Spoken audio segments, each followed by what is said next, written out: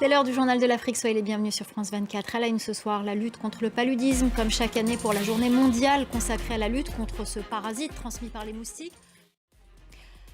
On vous parle aujourd'hui de la journée mondiale contre le paludisme, l'occasion pour nous de vous emmener au Kenya. Dans le pays, 3,5 millions de personnes contractent la maladie chaque année, près de 11 000 en meurent. Mais au Kenya, le taux de prévalence est en constante diminution grâce à l'utilisation depuis 2019 d'un vaccin antipaludique. L'annonce par l'OMS d'un nouveau vaccin bientôt accessible à tous suscite beaucoup d'espoir. Reportage de notre correspondante Élodie Cousin. Et justement, le Ghana est devenu le premier pays à tester un nouveau vaccin contre le paludisme. Il s'agit du R21 Matrix M, mis au point et validé par l'Université d'Oxford au Royaume-Uni. Un espoir pour le continent qui concentre 95% des cas de décès liés au paludisme dans le monde. La correspondance dans la région de Sadia Mandjou. Et au Gabon, les autorités ont lancé un plan de lutte contre le parasite, le but étant d'atteindre l'objectif de l'OMS, zéro paludisme à l'horizon 2030.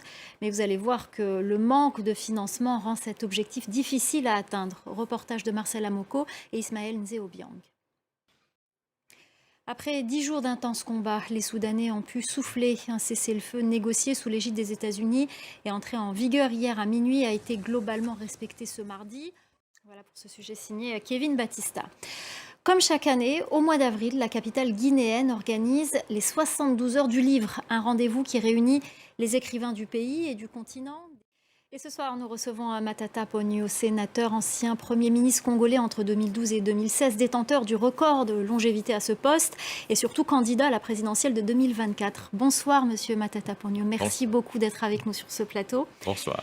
Alors, on va parler évidemment de votre candidature à la présidentielle. On parle de plus en plus d'une candidature commune de l'opposition. Y êtes-vous favorable ? Bon, écoutez, la question n'est pas à l'ordre du jour pour le moment. Votre réponse est claire. Merci beaucoup, Matata Ponyo, sénateur, ancien Premier ministre congolais. Merci beaucoup et candidat à la présidentielle 2024. Merci beaucoup d'avoir répondu à nos questions. C'est la fin du Journal de l'Afrique. Restez avec nous, l'info continue sur France 24. Merci beaucoup.